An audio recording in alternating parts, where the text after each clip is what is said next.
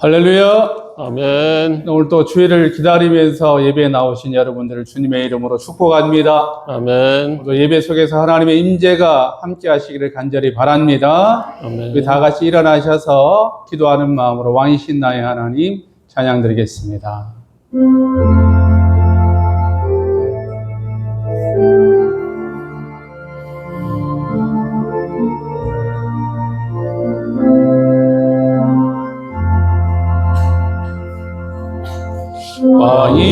왕이신 나의 하나님, 내가 주를 높이고 영원히 주의 이름을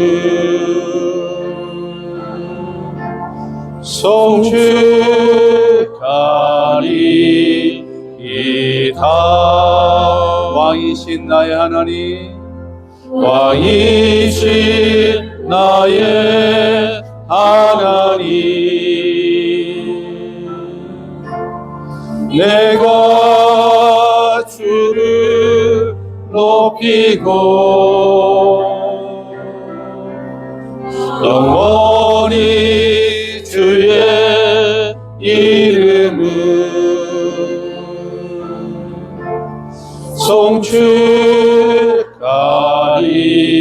송축하리이다.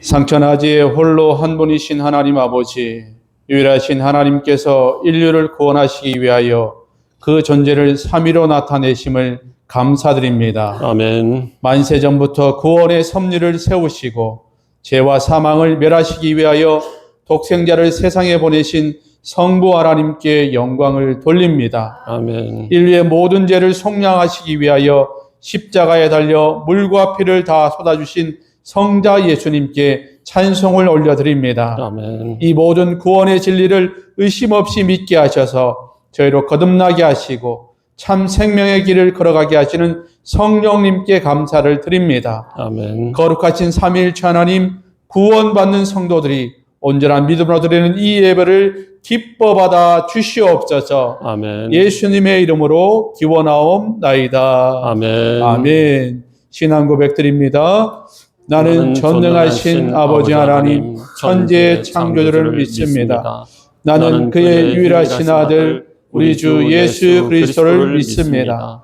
그는 성령으로 잉태되어 동정녀 마리아에게서 나시고 본디오 빌라도에게 고난을 받아 십자가에 못 박혀 죽으시고 장사된 지 사흘 만에 죽은 자 가운데서 다시 살아나셨으며 하늘에 오르시어 전능하신 아버지 하나님 우편에 앉아 계시다가 거기로부터 살아있는 자와 죽은 자를 심판하러 오십니다.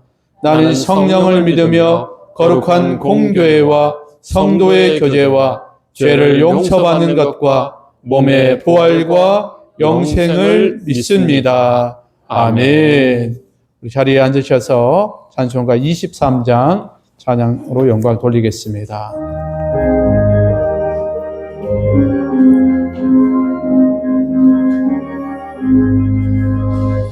마님이 내게 있으면 그 입 다 가지고 내 구주 주시는 종을 늘 찬송하셨네.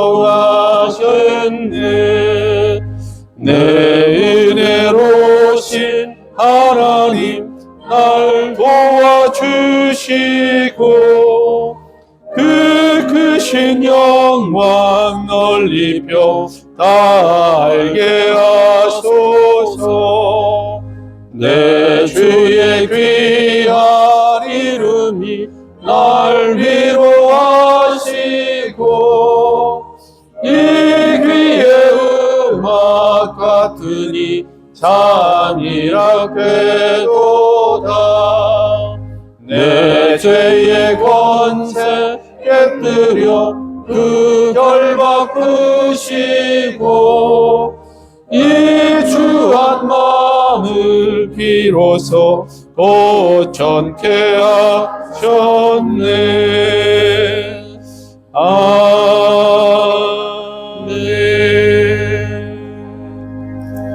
이 시간 유동훈 장로님 기도 인도하시겠습니다.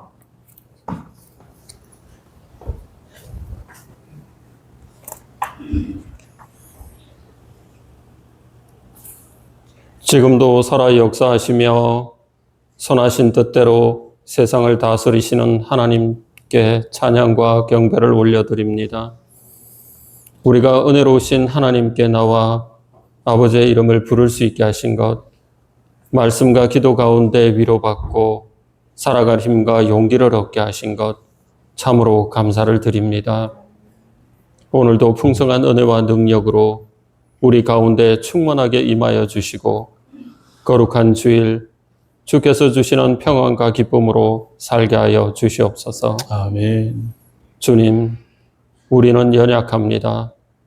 매일 죄의 길에 서서 주님과 멀어지는 삶을 살고 돌아왔습니다. 거룩하신 하나님, 이 예배를 통하여 들려오는 세미한 주님의 음성에 귀 기울이고 염려와 걱정으로 얼룩진 우리의 마음이 참된 쉼을 얻기 원합니다. 아멘. 이 자리에 모인 우리들 각자의 상황이 다르고 삶의 방식도 다르지만 하나님은 우리들 각자를 잘 아십니다.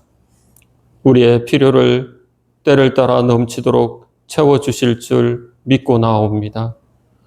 주님, 이 시간 입술로 다른 이에게 상처 준 것, 생각으로 지은 죄 모두를 주님의 십자가 앞에 내려놓습니다. 주님의 십자가 보혈로 씻기시고 거룩함으로 채워주시옵소서. 아멘. 주님, 이 시간만큼은 저희들 세상에 속하여 땅만 바라보지 않고 주님의 얼굴을 바라봅니다. 성령의 취하기를 사모하는 하나님의 백성들에게 하루하루 성령님과 동행하는 은혜를 허락하여 주시옵소서. 아멘.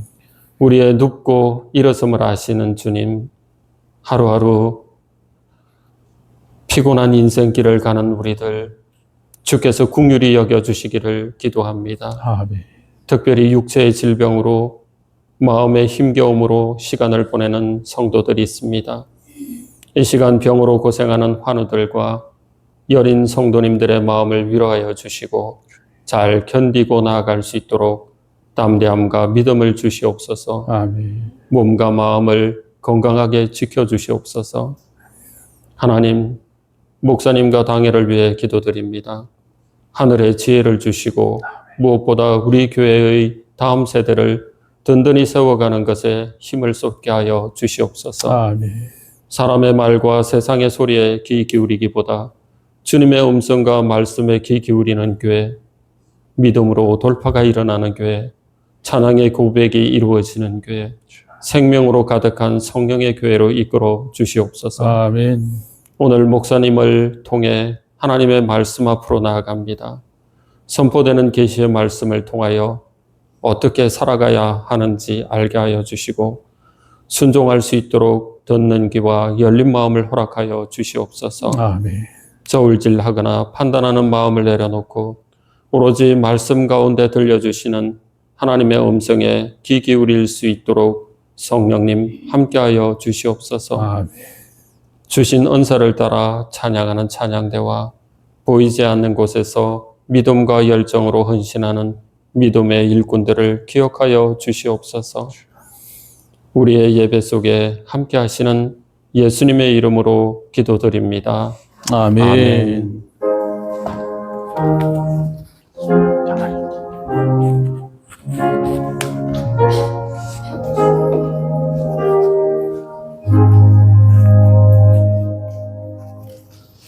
이 시간 에베네셀 찬양대에서 찬양으로 하나님께 영광 올려드리겠습니다.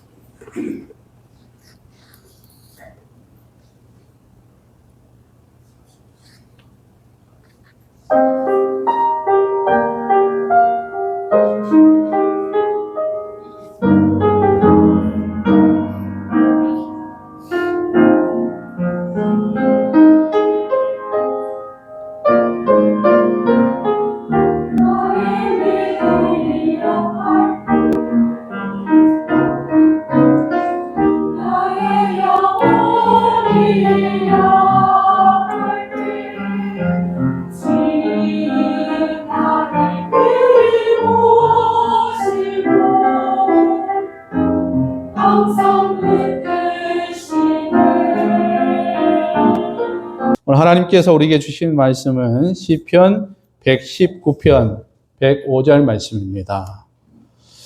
시편 119편 105절 말씀, 우리 한 절 말씀이니까 우리 한 목소리로 함께 봉독하겠습니다. 시작.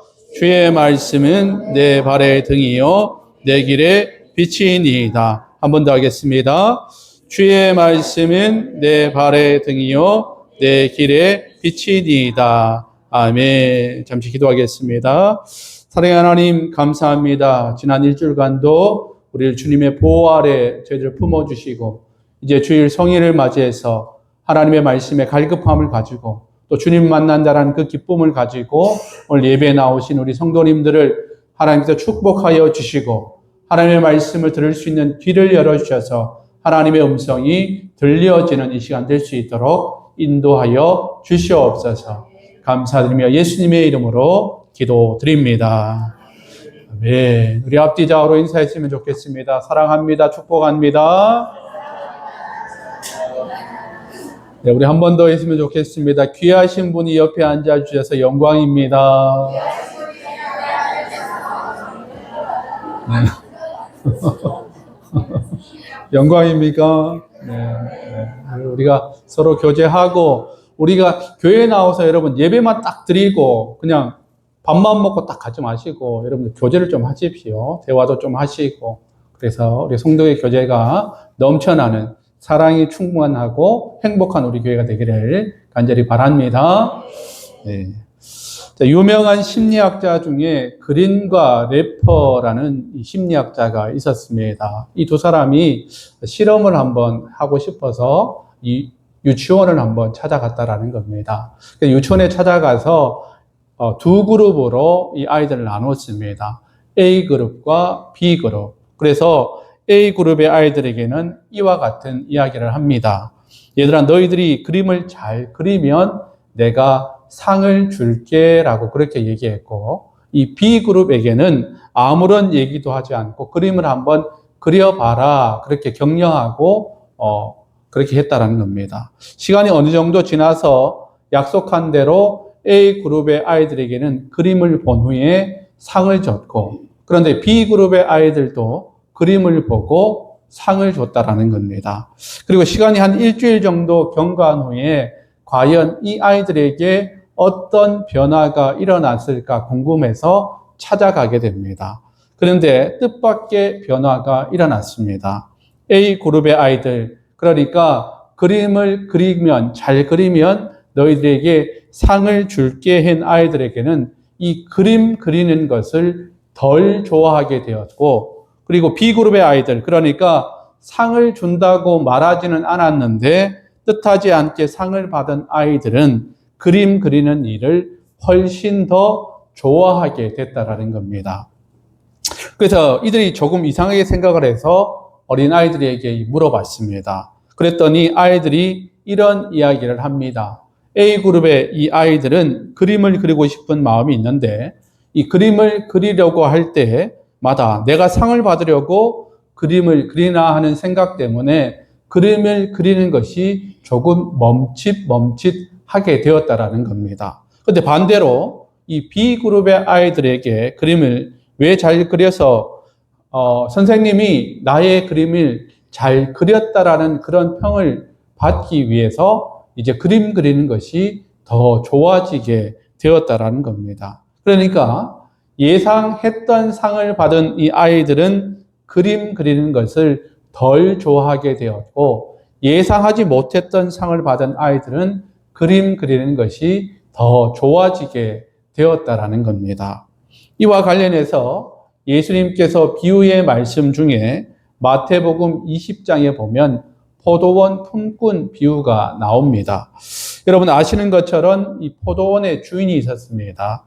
이 포도원 주인이 아침 일찍 인력사무소에 나가서 자신의 포도원에서 일할 한 사람을 정해 그 사람과 계약을 맺게 됩니다.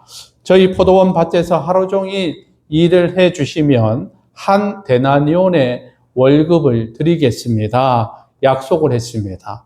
여기서 한 데나리온은 노동자의 하루의 품삯이라고 합니다. 그런데 이 포도원 주인이 마음이 너무나 착했던지 인력사무소에서 일거리를 찾고 기다리는 사람들이 계속 눈에 밟혔습니다. 그래서 다시 인력사무소에 나가서 오전 9시에도 나가고 낮 12시에도 나가고 오후 3시에도 나가고 오후 5시에 나가서 인력사무에서 일을 기다리는 사람들을 불러서 자신의 포도원 밭에 나와서 일을 하게 했다라는 겁니다.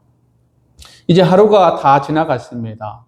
이제 월급을 받을 때가 됐습니다. 이 포도원 주인은 제일 늦게 온 사람에게 한 데나리온의 월급을 주게 됩니다. 그랬더니 제일 일찍 와서 일을 열심히 한 사람은 내심 기대하는 마음이 들었습니다. 아, 저 사람이 한 데나리온을 받았으니 나는 훨씬 더 일을 많이 했으니 나는 더 많이 받겠구나, 이런 기대를 했습니다. 여러분도 기대하겠습니까? 안 하겠습니까? 하겠지요.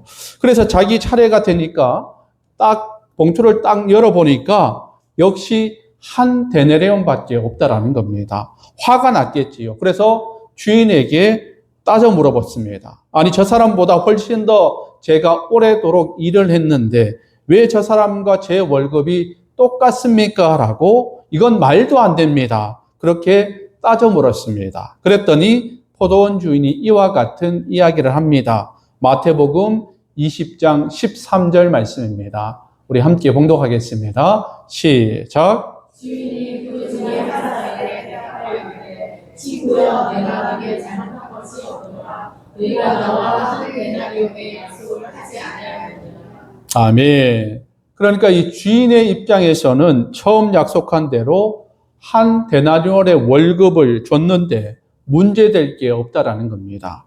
그러니 너무 화내지 말고 나는 약속한 대로 한 데나리온 줬으니 화내지 마십시오라고 이야기를 합니다.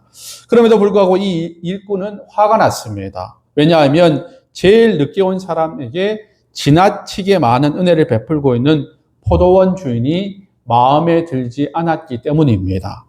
예상했던 월급을 받은 사람은 이 포도원 주인을 덜 좋아하게 되었고, 예상하지 못했던 이 월급을 받은 일꾼은 포도원 주인을 더 좋아하게 되었습니다.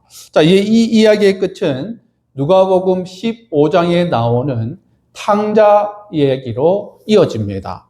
여러분 잘 아시는 대로 탕자가 있었습니다. 이 탕자는 원래 이름이 탕자는 아니었습니다. 아버지가 주기로 한 유산의 일부를 미리 챙겨 가지고 가서 도시로 가서 허랑방탕하게 그 모든 물질을 다 써버립니다. 모든 재산을 다 소비하고 나서 결국에는 노숙자 신세가 되었습니다.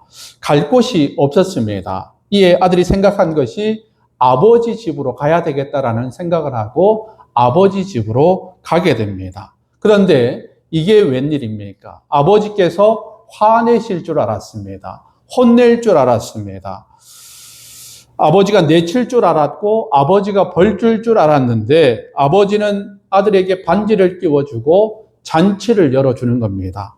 이러한 둘째 아들이 잔치를 열고 있는 것을 본 큰 아들이 화가 났습니다. 아버지, 어떻게 저에게는 한 번도 반지도 주신 적도 없고 잔치도 열어주신 적이 없는데 어떻게 저렇게 아버지의 재산을 가지고 가서 다 탕진하고 온 둘째 아들 탕자에게 어떻게 이렇게 잔치를 열어줄 수 있습니까? 라고 아버지에게 화를 내면서 따지기 시작합니다. 큰아들은 지나친 둘째에게 사랑을 보여주신 아버지의 마음이, 아버지의 사랑이 마음에 들지 않았습니다. 자, 그러면 이 잔치가 끝난 이후에 두 아들의 관계는 어떻게 되었을까요? 성경의 잔치가 끝난 이후에 두 아들의 심정에 대한 이야기는 나오고 있진 않지만 우리가 추측해서 충분히 유추할 수가 있습니다. 아마 큰 아들은 속상한 마음에 아버지를 이전보다 덜 사랑하는 마음으로 아버지한테 원망하는 마음을 가지고 살았을 것이고, 둘째 아들은 예상하지 못했던 아버지의 사랑을 받았기에 감사하는 마음을 가지고 평생을 살았다라는 것입니다. 자, 여러분들에게 지금 이 이야기 세 가지 비유의 말씀을 함께 나누었습니다. 여러분, 한 가지 이야기와 두 가지 성경의 말씀의 이야기를 통해서 공통적으로 이야기되는 것이 있습니다. 그게 뭐냐면 예상을 했느냐, 예상을 하지 못했느냐 하는 공통점이 있습니다. 그러니까 예상을 하고 상을 받은 아이와 예상하지 못하는 상을 받은 아이, 그리고 예상하고 월급을 받은 일꾼과 예상하지 못하고 월급을 받은 일꾼, 그리고 예상한 아버지의 사랑을 받은 큰 아들과 예상하지 못한 아버지의 사랑을 받은 둘째 아들, 탕자의 이 세 가지는 전혀 예상한 일과 예상하지 못했던 일에 공통점이 있다라는 것입니다. 자, 그러다 보니 고마워하는 마음이 좀 다릅니다. 여러분도 한번 생각해 보십시오. 예상한 상을 받았던 사람은 상 준 사람에게 감사했을까요? 그렇지 않다라는 겁니다. 예상한 상을 받은 사람은 내가 잘해서 상을 받은 줄 압니다. 그래서 상 준 사람에게 별로 고마워하는 마음이 없습니다. 오히려 원망하는 마음이 가득합니다. 그러나 전혀 예상하지 못했던 상을 받은 사람들은 내가 이 상을 받아도 되나? 내가 이 상을 받을 자격이 있나 생각에 상 준 사람에게 굉장히 고마워하는 마음을 가지고 있습니다. 자, 그러면 여러분, 이 비유의 말씀을 통해서 오늘 하나님께서 우리에게 던져주시고 계시는 질문이 있습니다. 그 질문이 뭐냐면, 여러분, 예상된 상을 받은 사람, 우리에게 질문을 하시는데, 여러분들은 예상된 상을 받고 있습니까? 아니면 예상하지 못한 상을 여러분들이 받고 있습니까? 한 번 더 질문하겠습니다. 여러분들은 예상된 상을 받고 계십니까? 아니면 예상하지 못했던 상을 받고 계십니까? 이와 관련해서 예수님께서는 상상수훈에서 제자들과 무리들이 모여 있는 것에서 마태복음 6장 2절에 이와 같이 말씀하십니다. 함께 봉독하겠습니다. 시작. 그러므로 우세하되 외식하는 자가 사람에게서 영광을 받으려고 회당과 거리에서 하나님같이 너희 앞에 나팔을 불지 말라. 진실로 너희에게 이르노니 그들은 자기 상을 이미 받았느니라. 아멘. 여러분, 이 말씀은 우리가 우리의 가정과 우리의 교회와 우리와 사회 안에서 우리 믿는 사람들은 착한 일, 좋은 일을 하라고 애를 씁니다. 왜냐하면 믿음의 사람들이기에 우리 안에 성령님께서 그런 마음을 우리에게 주십니다. 착한 일 하면서 살아가라고. 그러면 이렇게 좋은 일, 착한 일을 우리가 하다 보면 우리에게 예상되는 상이 있습니다. 그게 뭐냐면 사람들에게 받는 칭찬이라는 상입니다. 그러니까 우리가 좋은 일을 하고 예상되는 상은 사람들에게 받는 칭찬이라는 상인데, 만약에 사람들에게 칭찬이라는 상을 받는다면 그것으로 족하다라는 겁니다. 다른 거 기대하지 말라라는 겁니다. 저와 여러분, 그런데 우리가 오해하면 안 되는데, 칭찬받는 것이 나쁜 것인가, 칭찬받는 것이 뭔가 문제가 있는 것인가라고 우리가 이렇게 해석하면 안 된다라는 겁니다. 여러분, 오늘 가정이나 어느 교회나 어느 사회나 어느 직장에서나 칭찬을 받는 분위기가 넘쳐나면 그것은 아주 신바람이 나는 시너지 효과가 있습니다. 서로 잘했다고 하고 수고하셨습니다. 잘하셨습니다. 아니, 어떻게 이런 일을 하실 수가 있습니까? 라고 서로 간의 칭찬과 칭찬이 오가면 그런 공동체는 행복한 공동체가 되는 것입니다.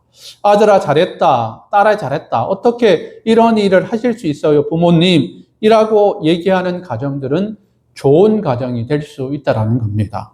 교회도 마찬가지고 직장도 마찬가지고 사회도 마찬가지입니다. 근데 만약에 이러한 칭찬을 받는 것에 문제가 있다 그러면 우리가 어떻게 힘이 나겠습니까? 그래서 사도 바울은 여기에 동의하는 뜻으로 로마서 14장 18절에 이와 같은 말씀을 하십니다. 우리 함께 봉독하겠습니다. 시작. 이로써 그리스도를 섬기는 자는 하나님을 기쁘시게 하며 사람에게도 칭찬을 받으리라. 아멘. 그러니까 믿는 사람들이 하나님의 영광을 위해서 착한 일, 좋은 일을 하며 하나님께 영광을 되는 것뿐만 아니라 우리에게 당연하게 예상되는 상인, 칭찬받는 상이 있다라는 겁니다. 자, 그럼 여기서 주의할 것이 있습니다. 여러분, 우리가 두 가지를 주의하셔야 됩니다. 그게 뭐냐면, 그럼 내가 좋은 일, 착한 일을 했을 때 나에게 예상되는 마땅하게 받게 되는, 사람들에게 받는 칭찬의 상을 받았을 때에 내 삶에 필요한 것을 공급해 주신 하나님께 감사할 수 있겠느냐 하는 것입니다.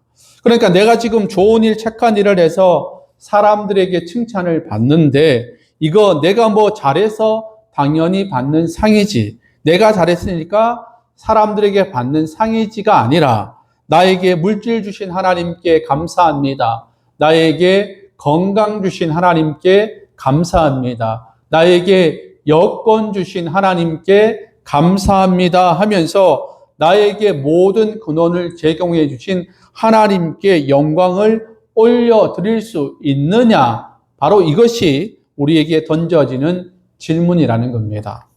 그러니까 두 번째는 우리가 착한 일을, 좋은 일을 했을 경우에 우리에게 마땅히 예상되는 상이, 사람들에게 칭찬받는 상이 있는데, 그래야 우리가 칭찬을 받아야 기분이 좋은데, 칭찬을 못 받으면 얼마나 마음이 서운한 마음이 우리가 들겠습니까? 그러나 사람들에게 예상되는 칭찬의 상을 받지 못했더라도 하나님께서 전혀 예상하지 못하는 은혜의 상을 우리에게 주실 수 있다라는 것을 믿을 수 있겠느냐 하는 것입니다. 그러니까 전혀 예상하지 못했던 상을 받은 아이와 같이, 전혀 예상하지 못했던 월급을 받았던 일꾼들과 같이, 전혀 예상하지 못했던 아버지의 사랑을 받은 둘째 아들 탕자와 같이 사람에게 예상된 칭찬이란 상을 받지 못하지만 하나님께서 전혀 예상하지 못했던 은혜의 상을 우리에게 주실 수 있다라는 것을 믿을 수 있겠느냐라고 우리에게 묻고 있다라는 말씀입니다. 여러분, 그렇게 아주 중요한 게 뭐냐면, 우리가 주 안에서 착한 일을, 좋은 일을 하게 되면 반드시 상은 따른다라는 겁니다. 그 상은 예상된 상인 사람들에게 받는 칭찬의 상과, 그리고 하나님께서 우리에게 전혀 예상하지 못하고 있는 하나님의 은혜를 주시는 하나님의 은혜의 상이 분명히 있다라는 겁니다. 그런데 예상된 상을 받았으면 하나님께서 전혀 예상하지 못하게 우리에게 주시는 은혜의 상은 기대하지 말라라는 겁니다. 그러나 반대로 우리가 사람들에게 칭찬받아야 되는, 당연히 받아야 되는 칭찬의 상을 받지 못했다면 전혀 예상하지 못하게 하나님께서 우리에게 주시는 은혜의 상이 있으니 걱정하지 말라 말씀하고 계신 것입니다. 우리 사랑하는 성도 여러분, 우리는 주 안에서 착한 일, 좋은 일을 하게 되면 반드시 상은 주어지게 되어 있다라는 겁니다. 반드시 예상되는 상인, 사람들에게 칭찬을 받든 아니면 하나님께서 전혀 예상하지 못하고 있는 하나님의 은혜의 상을 우리에게 베풀어 주실다라는 것을 믿는 믿음을 가지고 주 안에서 착한 일, 좋은 일, 하나님께 영광 올려드리는 일을 잘 감당할 수 있는 저와 여러분들이 되실 수 있기를 주님의 이름으로 간절히 축원합니다. 그래서 빛과 소금의 역할들을 잘 감당해낼 수 있는 저와 여러분들 되실 수 있기를 주님의 이름으로 간절히 축원합니다. 자, 그러면 여러분, 이렇게 칭찬과 은혜를 하나님께서 주시는 이유가 뭘까요? 사람들을 통해서 칭찬을 받게 하시고 전혀 예상하지 못했던 하나님의 은혜를 직접적으로 우리에게 주시는 이유가 뭘까? 그것은 하나님의 입에서 나오는 말씀에 신경을 쓰면서 살아가라고 말씀하고 계신 것입니다. 여러분, 예상하지 못하는 상을 받았던 아이가 그 상을 주신 이 선생님들에게 신경 쓰는 마음, 그 선생님의 말에 신경을 쓰면서 살아가지 않았겠습니까? 여러분, 전혀 예상하지 못했던 월급을 받았던 이 일꾼이 그 주인의 한마디 한마디 말에 신경 쓰면서 살아가지 않았겠습니까? 여러분, 아버지의 사랑을 예상하지 못했던 둘째 아이 이 탕자가 아버지의 말하는 그 한마디 한마디에 그 말씀에 신경을 쓰면서 살아가려고 애를 쓰지 않았겠습니까? 마찬가지로 하나님께서 우리에게 전혀 예상하지 못하는 은혜의 선물을 주실 때 우리는 그 은혜를 주시는 하나님의 입에서 나오는 말씀인 신경을 쓰면서 우리는 살아갈 수밖에 없다라는 겁니다. 그것이 옳은 것이기 때문입니다. 그렇게 오늘 시편 기자는 내가 매 순간마다 나에게 은혜를 주시는 이 하나님 입에서 나오는 말씀을 신경 쓰면서 살아가겠습니다라는 고백이 바로 오늘 본문의 고백입니다. 우리 오늘 말씀 보겠습니다. 시편 119편 105절 말씀입니다. 함께 읽겠습니다. 시작. 한 번 더 읽겠습니다. 주의 말씀은 내 발의 등이요 내 길의 빛이니이다. 아멘.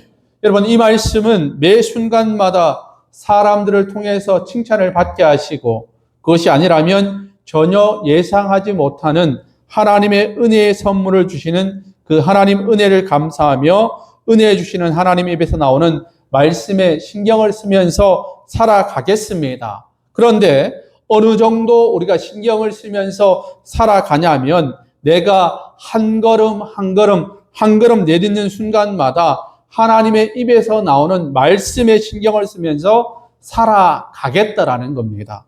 왜냐하면 그렇지 않으면 우리는 죄에 쉽게 끌려 다닐 수밖에 없기 때문입니다. 여러분, 제가 이 목회를 합니다. 여러분, 좋은 목사, 훌륭한 목사가 되기 위해서는 어떻게 하면 될까요? 죄에 끌려 다니지 않으면 됩니다. 사람에 끌려 다니지 않으면 되고 인기에 끌려 다니지 않으면 되고 물질과 돈에 명예에 끌려 다니지 않으면 되고 그리고 음란에 끌려 다니지 않으면 온전히 저에게 은혜를 베푸신 하나님 입에서 나오는 말씀의 신경을 살아가면서 걸음걸음마다 걸어갈 때마다 하나님의 입에서 나오는 말씀을 곤두세워서 내가 신경 쓰면서 살아가면 저는 좋은 목회자가 될 수 있다는 것입니다. 여러분, 그러면 여러분들은 어떻게 하면 좋은 성도가 될 수 있겠습니까? 아니면 여러분들은 어떻게 하시면 좋은 가정이 될 수 있겠습니까? 아니면 여러분들이 어떻게 하면 좋은 부모님이 될 수가 있겠습니까? 간단합니다. 죄에 끌려 다니지 않으면 됩니다. 스트레스에 끌려 다니지 않으면 됩니다. 좌절과 낙심에 끌려 다니지 않으면 됩니다. 염려에 끌려 다니지 않으면 됩니다. 사람들에게 끌려 다니지 않으면 됩니다. 돈에 끌려 다니지 않으면 됩니다. 매 순간 나에게 은혜 주시는 하나님의 입에서 나오는 말씀을 신경 쓰면서 살아가시면 여러분들은 좋은 성도, 좋은 가정, 좋은 부모님이 되실 수 있을 줄로 믿습니다. 여러분, 그렇다면 우리 자녀들은 어떻게 하면 훌륭한 자녀로 잘 성장할 수 있겠습니까? 간단합니다. 죄에 끌려 다니지 않으면 됩니다. 친구들에게 끌려 다니지 않으면 됩니다. 유혹에 끌려 다니지 않으면 됩니다. 지나치게 게임에 끌려 다니지 않으면 됩니다. 게으름에 끌려 다니지 않고 분별하지 못한 친구에 끌려 다니지 않고 분위기에 끌려 다니지 않으면 됩니다. 그래서 매 순간 하나님의 입에서 나오는 말씀에 신경을 쓰면서 살아간다면 우리의 자녀들은 훌륭한 자녀들로 커갈 수 있다는 것입니다.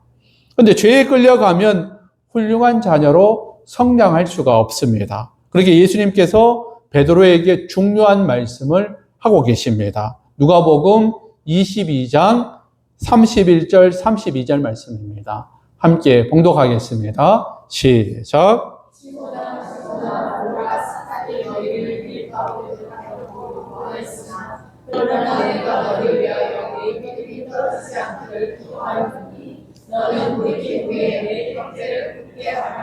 아멘.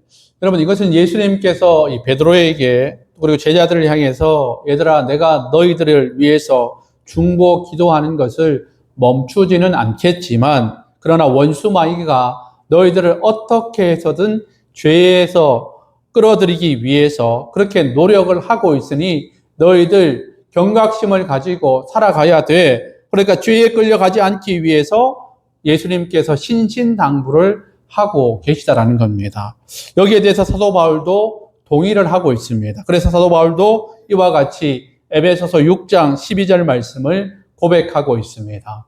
우리 에베소서 6장 12절 말씀, 우리 말씀 띄워주실래요? 함께 읽겠습니다. 시작.